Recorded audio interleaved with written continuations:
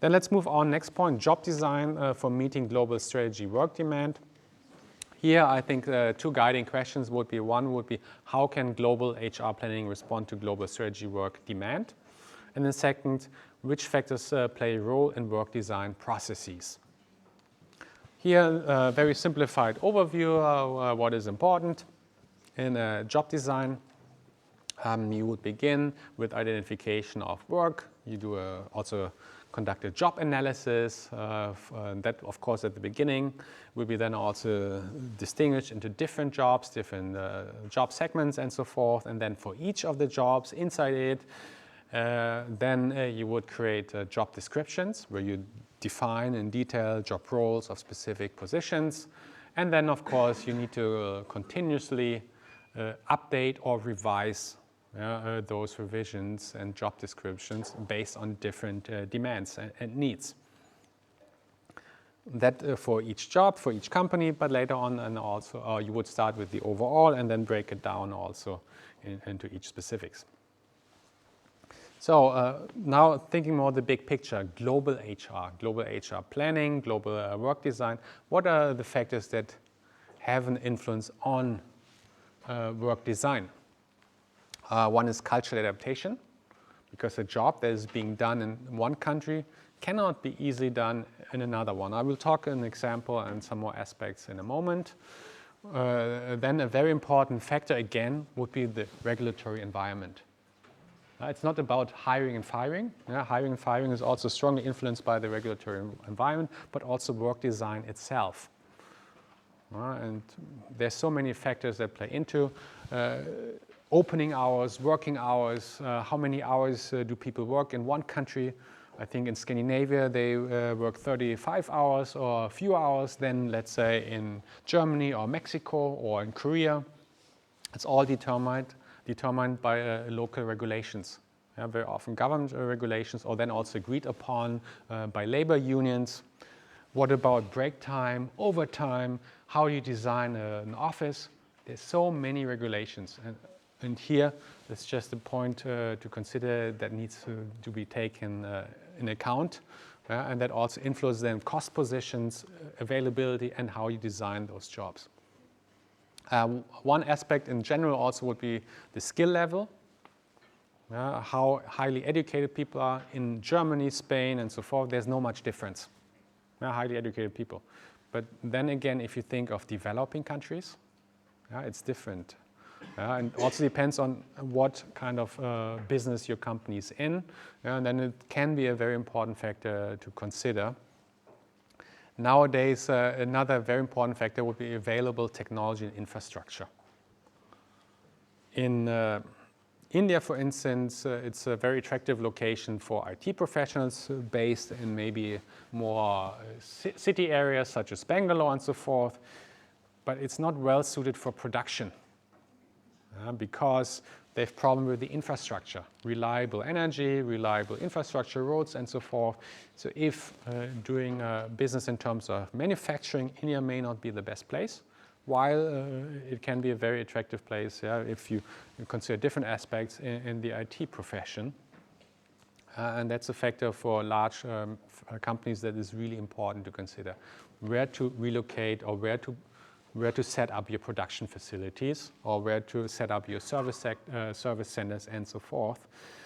And then some personal accommodation needs. We'll talk about that also, I think, in a moment. Here an example for cultural adaptation. We had one full session dedicated to cultural differences. Here also one example how cultural differences are important when thinking of global work design. We've also talked or touched upon that HR very often nowadays is a function that needs to not only be filled out by HR departments, but also by managers, how to lead teams. So HR is very often also outsourced, maybe not the best word, but also delegated to line managers. How you manage and lead people can be quite different. Here, example. Indonesia is honest with so supervisor behaviors, is honest with employees, shows confidence in employees. Or in the US, is honest with employees, show respect in employees. In Mexico, maybe the role of leadership is more to be flexible, to respond to different individual needs, and provide very clear work expectations. And then here the uppercase will be disciplines and criticizes in public. That you can do in Indonesia, and you can also show your power. In the US, it's also possible, not so different. In Mexico, also the negative aspects, because you respond to different needs, you also offer certain favors to some people because you have certain relationships with them. At the same time, you may also not understand employees' values and traditions, in particular if they're from other places. So the point is here, if you stay in one country, then you have same people, same manager, same employees, they're used to this system. And that's just the way they do business. If, however, you now have a multinational corporation, you send an American manager to Mexico or vice versa, this can be problematic. Because also the Mexican employee would expect certain behavior from the boss. It could be that also here the American boss tries to be very honest and show respect. But the Mexican does something above and beyond because they have a close relationship. But in return, he or she may also expect some kind of favor in return. You do something, you get something. But maybe he doesn't get it. And then you have some kind of conflict, poor alignment of expectation, mismanagement. So the idea is very common here. There should be some kind of adjustment. Adjustment from the manager, maybe adjustment from the employees. And there are different ways how to achieve that. To begin with, you can think of recruitment, selection. You may select people who are more understanding of the different ways of how business is being done. You select people who better fit in this foreign environment if you need to send an expat. At the same time, you may also select the host country nationals in a foreign country that better fit to this context of an American company. And then, of course, not just selection, it's also training. Training is being offered, mentoring, coaching, so that you have an alignment. Otherwise, if you have then a supervisor and employee from different cultures, each has his or her own expectations, and they're completely in misalignment, that would result in dissatisfaction and maybe also turnover. People would leave the company. And if these are very important people, that can be also damaging for the organization. Now let us talk about international work arrangements. In multinational corporation, it's common. You need to control, coordinate your organization. You need to transfer knowledge. You need to develop a global talent pool. In order to do so, you will send people abroad from one place to another, from the headquarters to subsidiary, from subsidiary to headquarters, and so forth.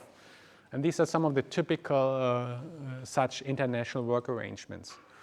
Let's say Denise will join Volkswagen. Denise will join Volkswagen. She will work for 5 years in Volkswagen. So Denise will be dispatched to America after 5 years working for Volkswagen, and then she will be a traditional expat. 5 years America, and then come back to Germany. Or we can have an in-patriot assignment. In-patriot assignment is the opposite direction. Take maybe her classmate. You are from where? Oh, what's your name? Isabel. Now let's imagine Isabel is from America. Isabel, American, joins Volkswagen in America, and Isabel is now American, sent to Wolfsburg, Germany, in Patriot, so to the headquarters of the company. Or Isabel, let's take a different example. She will join Procter & Gamble here in Germany and will be sent to America, an in-pat assignment. Then we have short-term foreign assignments. Used to be super popular before Corona crisis. So that meant very often, instead of sending people to a different country, you will travel very often. Or here, short-term foreign assignment, here is just for short-term. Instead of 5 years, 3 months. Or less than 1 year. It could be also multiple times. And then we have, now this is coming more popular, virtual expatriate assignment. Oh yeah, going to different countries, very cumbersome. Don't do that, just you work a lot virtually now, online. So your main job takes place in America, yet you do it from Göttingen. This is kind of virtual assignment also happens. This may be accompanied by travel abroad, occasional, once a year, twice a year, or so forth. Or what we have seen for the past 1 or 2 decades is virtual teams, global virtual teams, very popular innovation projects, R&D projects, but also in other different projects, marketing, HR, and so forth, that you work with colleagues in different countries. And you may have multiple such project teams, and you're based in one country and you work here and there. So these are very common forms. The most common form would be the upper one, corporate expatriate assignments. That's most common. Less common would be in-patriate assignments, so back to the headquarters. Short-term used to be extremely common before. It's still being used nowadays, also very often for entry level. You will join, upon graduation, a big multinational corporation, and they offer you 3 months foreign assignment in a different country, but the main purpose is then very often just for training, development purpose, or maybe as a motivation because it's cool to work in a different country for a few months, and you also get to know some other colleagues. This now is very more common, not in 100%, but that you work extensively for a business in a foreign country without being located there. And global virtual teams has been very common nowadays. So if you join a company, a multinational corporation, it is almost expected that you will be, within 1 or 2 years, at least work on one such global virtual project. So what are the typical reasons for expatriate assignments? Here we have results of a survey. The survey asked people, multinational corporations from Germany, UK, Japan, and the US. You see they have different color coding, so there are some country differences. So very often expats are being used to set up a new operation in a foreign country, particularly at the beginning. When you set up a company, you need maybe technology, expertise, and that will be introduced by the expat from the headquarters. Particularly common for American and Japanese companies. One common reason is also because there is a skill gap in a foreign country. That's very interesting. American companies very often, more often than others, think, wow, in the foreign country they don't have the knowledge as we do. So that's also a legacy maybe of some kind of ethnocentric management, the assumption that we know better than others, less so here in the other countries. Develop your people. So for training purpose, you send an expat abroad so that the expat in the future can become member of a global talent pool, executive, and so forth. Interestingly here is that's not what Japanese companies do. Japanese companies, if you want to promote, succeed in a Japanese company, you need to be Japanese to begin with, and you need to do business in Japan and not so much outside Japan.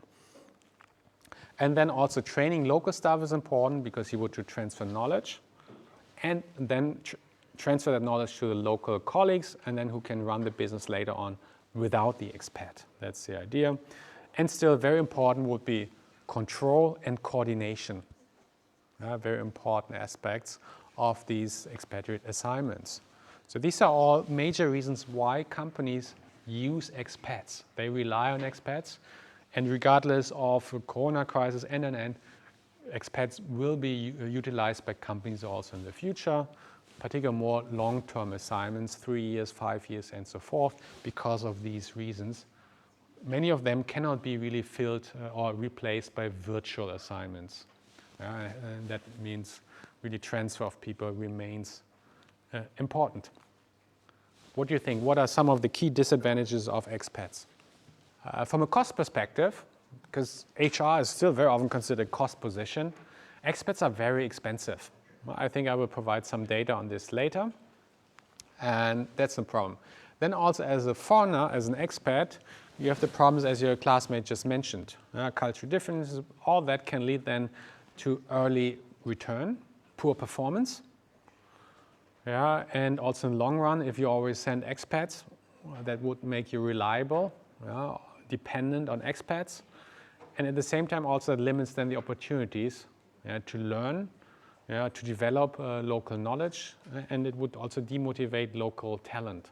Because imagine the situation, you work for a US subsidiary in Germany and you hope to advance to the top level there, but each time you are about to be promoted, an American expat comes in and takes up the position you desire.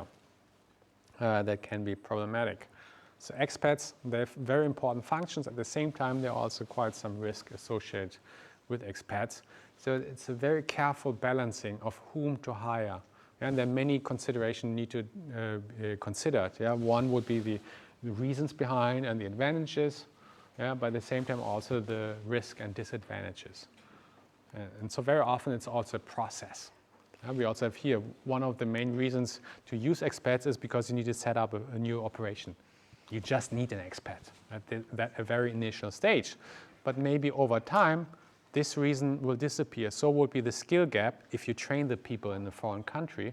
So it's a process. At the beginning, it's very common. You need expats. At later stages, the objective should be to localize. You localize, and then expats become less important at later stages.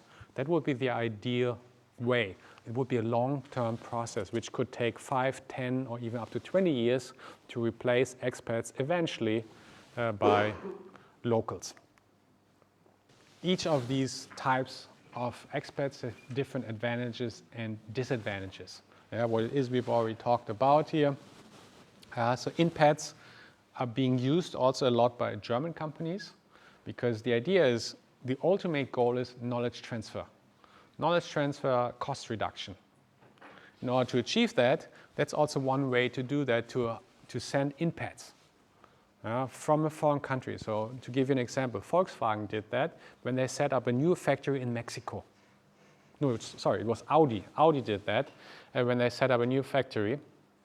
And they flew in, then I think almost 1,000 Mexican workers from Mexico to Ingolstadt. Yeah, to train them. It's kind of, you're laughing, it's kind of also interesting because then for a couple of months, suddenly there was a huge influx of Mexicans in Ingolstadt. Ingolstadt is not a very big city. So if you suddenly add 1,000 Mexicans, the whole city changes. Yeah, that's what people told me. Much more lively. Yeah, people go to restaurants, bars, they meet and so forth. Yeah, and the purpose was to train them. To train them, how does Audi produce cars? So they learn it in Audi factory in Germany. Transfer knowledge, and then they go back to Mexico, and then they can set up the factory. At the same time, you also change people, expats, short-term expats, and so forth. Yeah, but the main idea is knowledge transfer training, really to provide this training, and then eventually you don't need to send these inpats anymore. So it's also a process.